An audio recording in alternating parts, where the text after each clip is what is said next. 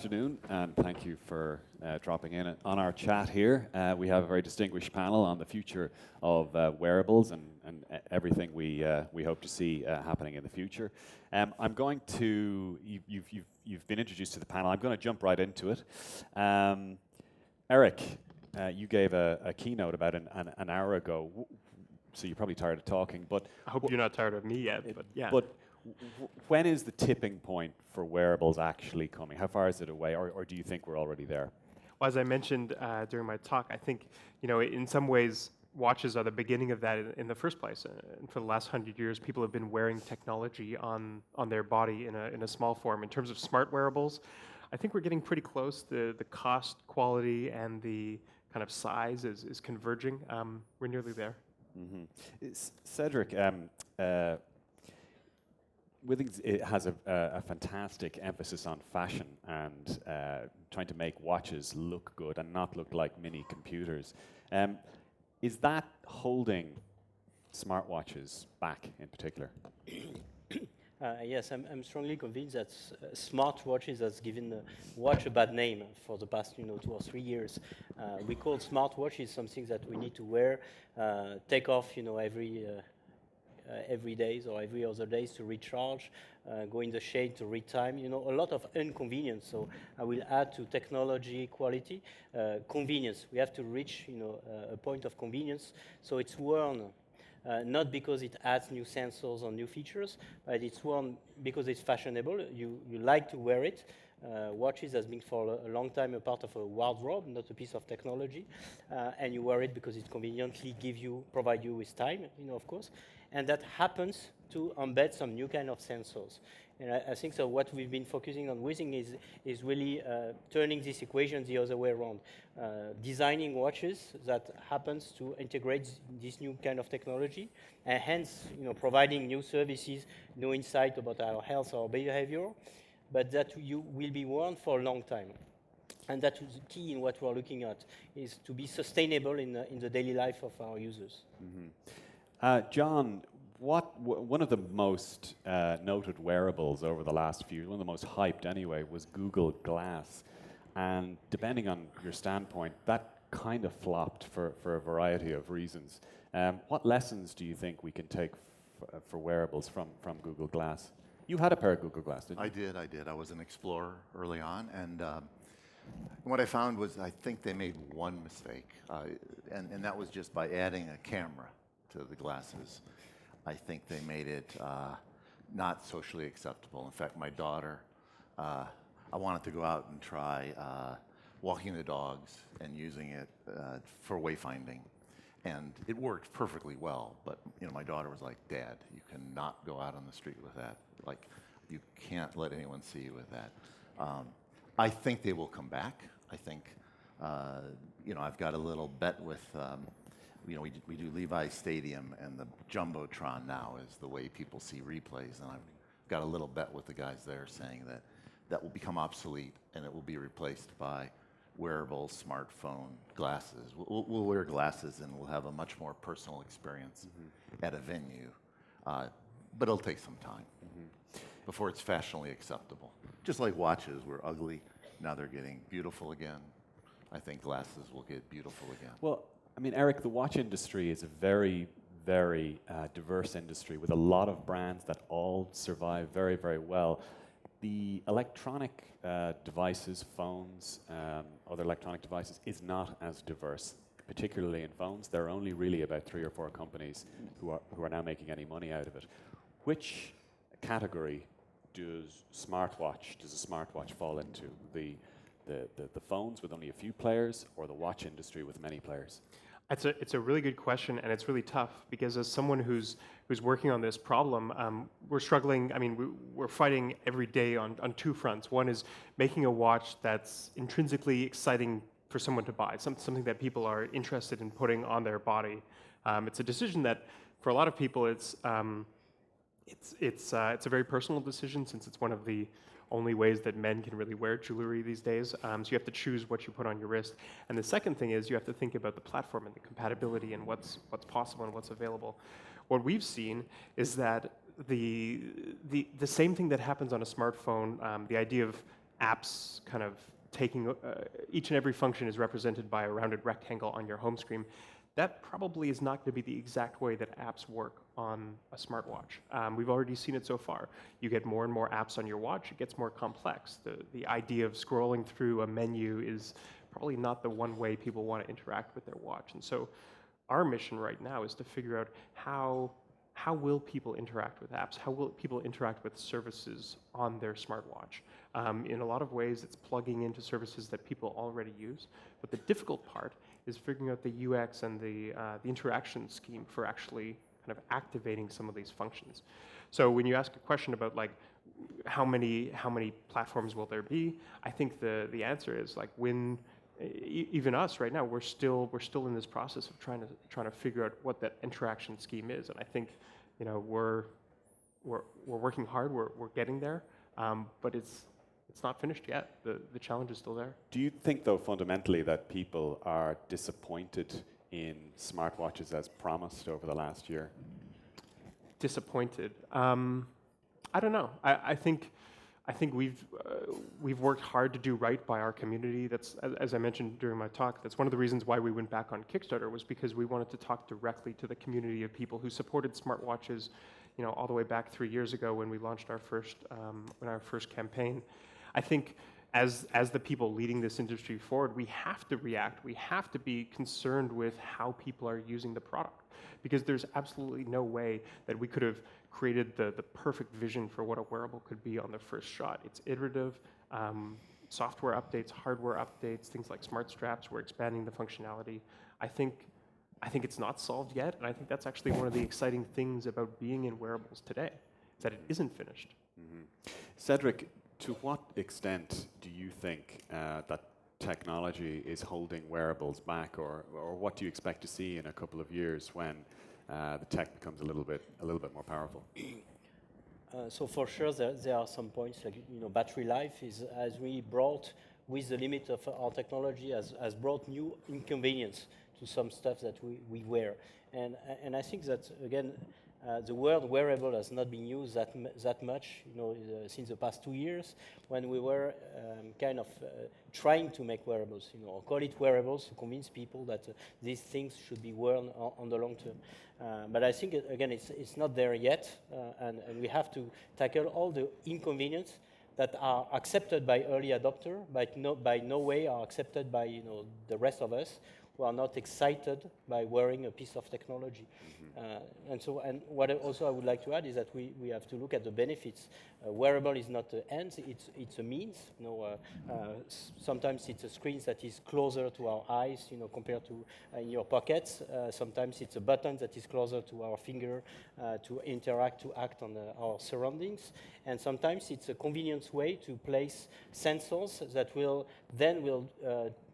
say something about where we've been to, some of our body vitals. And this third part is really what Withings is into.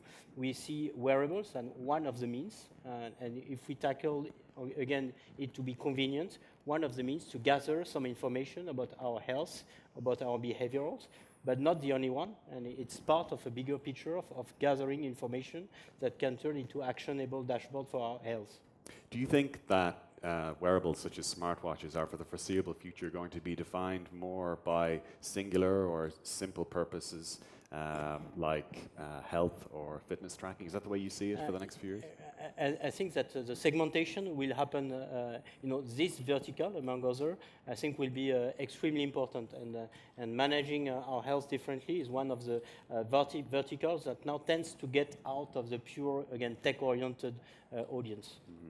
John, as somebody who could be argued to have taken a platform-neutral approach to an extent, where do you see the wearable markets in the next few years? Which wearables do you think people will be looking at in stadiums when they're checking scores? Well, I clearly think the watch is here to stay. In other words, I think it's been proven over time. People don't mind something on their wrist. It's more convenient. As I was saying to you backstage, if you're at an event and you're using your smartphone, it's a pretty awkward device. You want to applaud, and you got to find some place to put it to applaud. You've got your watch on your wrist, and if you can get information that way, it's very convenient, and you're ready to fully, participate in the event. Yeah. And Eric, is there anything else you're thinking about from Pebble's point of view over the next few years? I was just going to react to Cedric's point. The idea of a wearable doing one thing and one thing only is a bit odd given the last 10, 15 years of mobile devices. I mean, we moved from a point where we had individual devices for our cameras, we had MP3 players, we had PDAs and that kind of thing, and I think it's kind of weird to be going back to that on the body. I think there's certainly different areas on their body that are more attuned to capturing information. I know that there's a lot of people working on smart clothing that's just not possible with other types of wearables. But I think before we go back and we say that there's going to be a wearable for each and every individual type of thing, I think we have to think about how much cognitive overload that is. When you think about charging, when you think about just keeping up all of these different devices. We're trying to make people's lives easier. We're not trying to add more things that people have to worry about and keep synced and keep connected. I think there's a lot of consolidation that's going to happen in the next couple of years as you see payments, health, and smartwatches converge together. I think that's a clear area that we can do without having multiple devices. But the most interesting one that is not kind of all combined together, I think, is the idea of clothing taking on more of the functions of tracking health and tracking fitness and conveying that back to the central platform, which most likely will be your smartwatch. Are we loading, though, the future of wearables? Are we stacking it too heavily on the sector of health? No, I wouldn't say so. I think, as I mentioned earlier, there's an aspect of health, there's an aspect of time management and keeping organized, and there's just some sheer fun in having the ability to have this gadget on your wrist that can take on the form of any number of different watches, any number of different apps or experiences, and that's exciting. I mean, there's a reason why the internet and why cell phones took off, and it was because it gave people the power to do more and to accomplish more. And I think by bringing technology down to the point where it's on our bodies 24/7 in a lot of ways, picture back in 2008 or 2007. When did you pick up your first smartphone? Like an early iPhone? I think it was an LG phone, actually. An LG. Maybe 205, 206. I had a BlackBerry. I had a Trio. But like thinking back to those days, thinking back to 2007, could you have predicted Spotify? Could you have predicted Uber? Could you have predicted some of the apps that we now have like completely integrated into our lives? I believe that those were possible because of the technology, because the iPhone put together a great smartphone, a great music player, and a great phone all together. Even today we don't even make that many calls, but that ability to have all those technology together in your pocket enabled these things 5-10 years later. And I think now is still, like we said earlier, it's still extremely early in the days of wearables, but it's promising. And I think health is one of those early things that has kind of dug in a little bit more. Cedric, on the topic of health, you're making quite a bet at the moment, aren't you, on the integration of fitness and tracking. You're announcing something this week, is that right?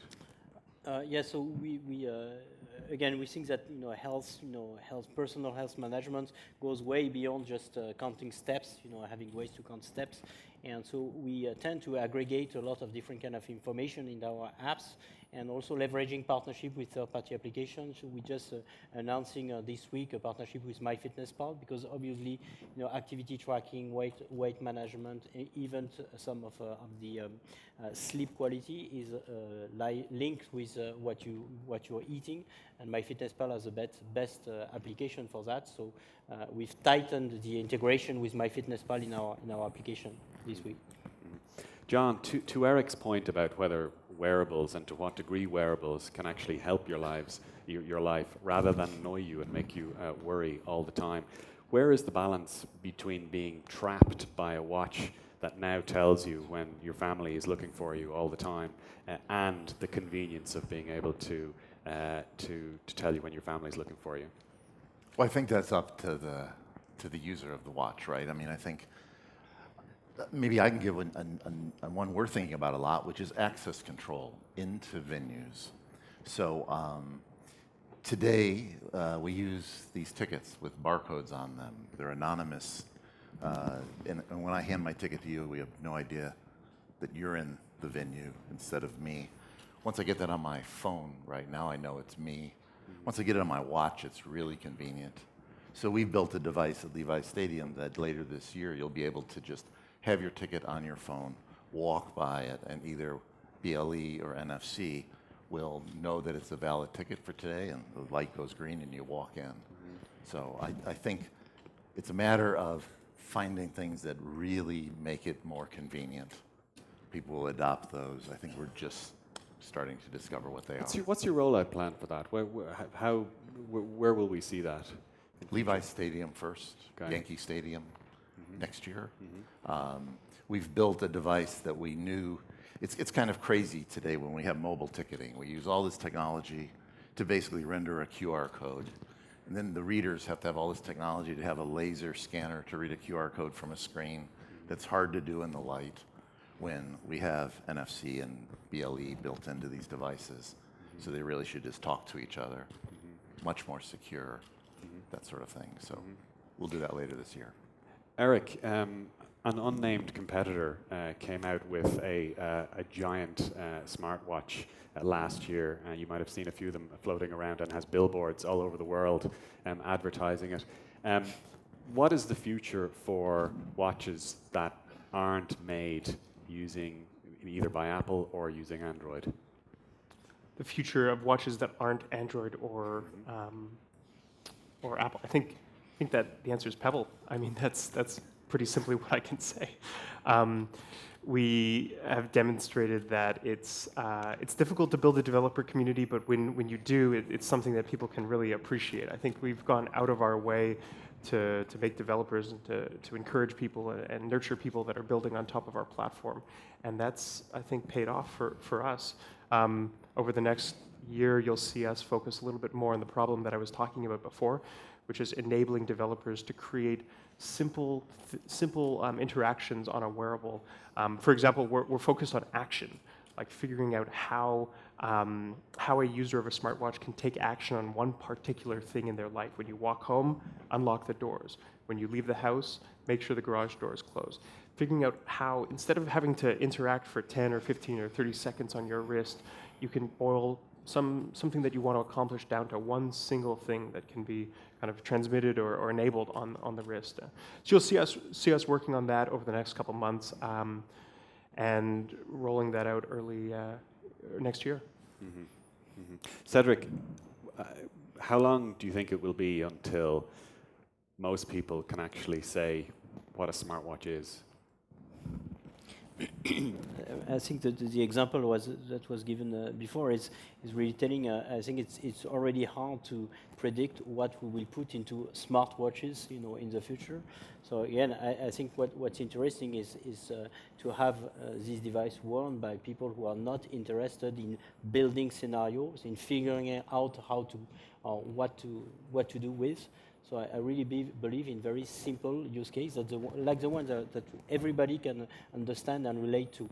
Having a kind of Swiss Army knives, on your wrist is still really a hard sell, And my background and my passion is human factor engineering, and so back in my classes, the teacher was giving the example of a light switch position.